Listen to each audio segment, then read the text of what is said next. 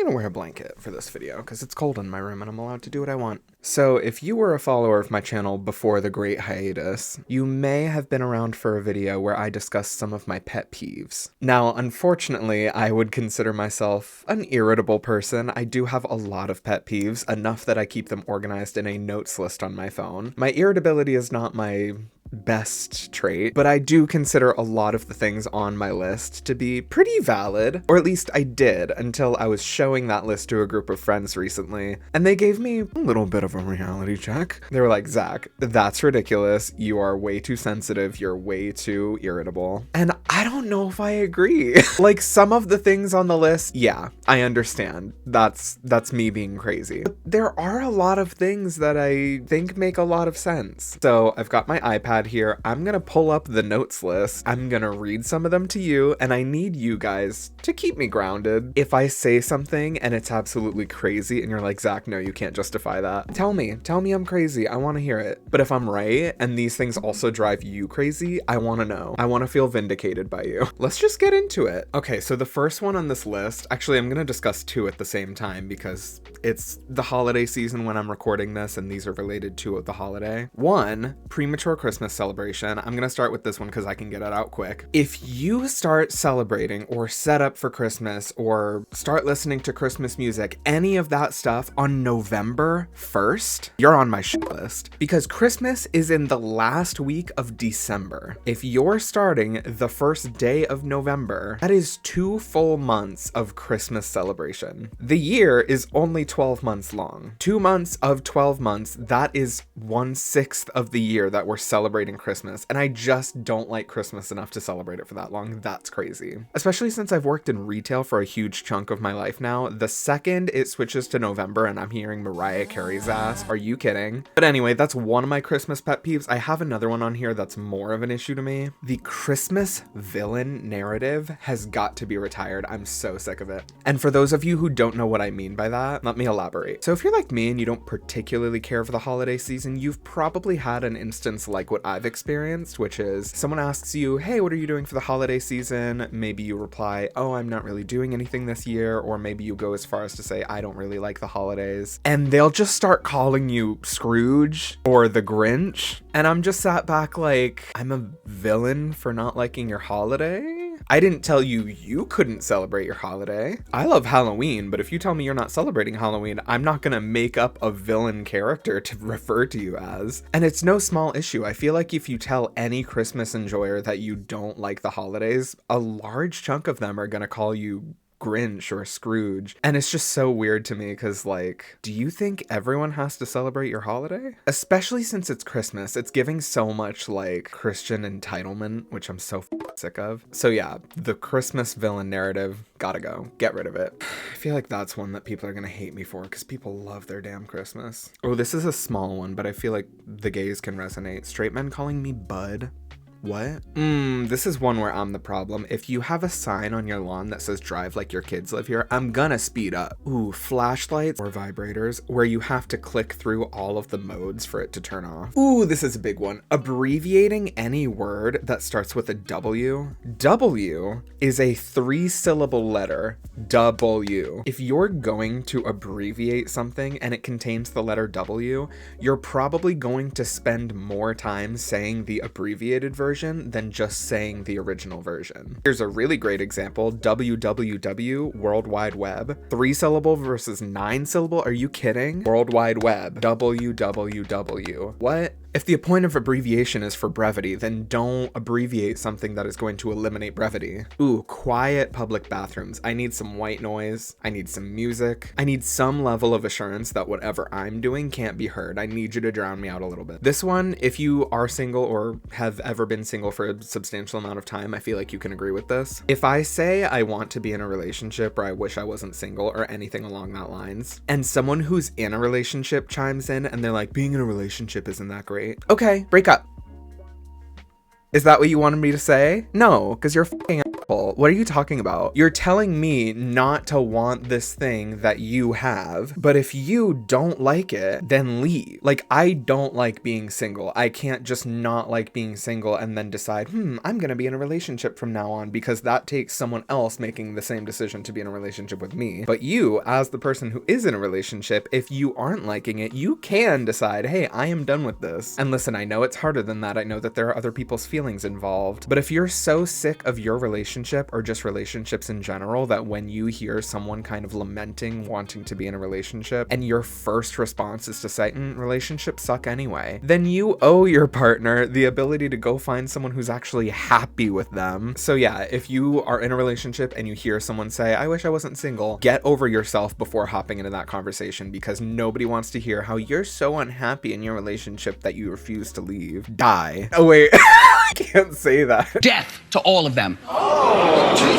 My Wendy Williams is popping out. Anyway, deciding that something in your fandom isn't canon just because you don't like it. Like, for example, let's say that you really hated the Disney trilogy of Star Wars movies, so you're just gonna decide that they're not canon anymore. You don't really get to decide that. It's not your movie. You can decide that you don't like it and that you're not gonna watch it. You don't get to decide that it's not applicable to the universe. I don't know. It's kind of weird. It's very entitled. Cringe. I don't know. Hold on.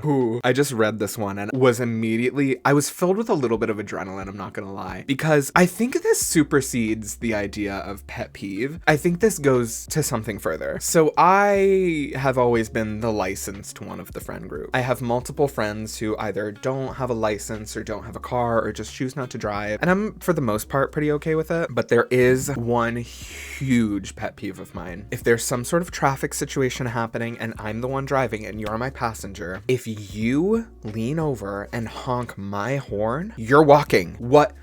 That's the type of shit that you can only ever think is okay if you've never driven more than 10 feet in your life. Because you know what happens now? The person in front of me, to the side of me, whoever you just honked at, is looking to my car. They're seeing me in the driver's seat and they're getting mad at me. They're flipping me off. They are now brake checking me. Your petty little action would only ever be okay if you're the one facing the repercussions of it, but you're not. So just sit down, enjoy being your little passenger princess, and don't touch the fucking horn. If you don't want to get behind the wheel, you don't have the privileges to touch the wheel. If you do it, not only am I making you walk home, but I am driving in the opposite direction of your home for half an hour before I let you out of the car. Diabolical. Anyway, this is therapeutic. Zombie movies that are way too defensive about being zombie movies. Like, it'll literally just be a zombie movie, like zero way to really argue it. But then if you try and call it like, oh, the zombie movie, they'll be like, actually, it's the mushroom infection virus, or actually it's the rage virus, they're not really dead. Okay, so they're a different thing in the universe, but they're still clearly the same trope. Just feels like you wanted to make a zombie movie, but you're embarrassed by the genre.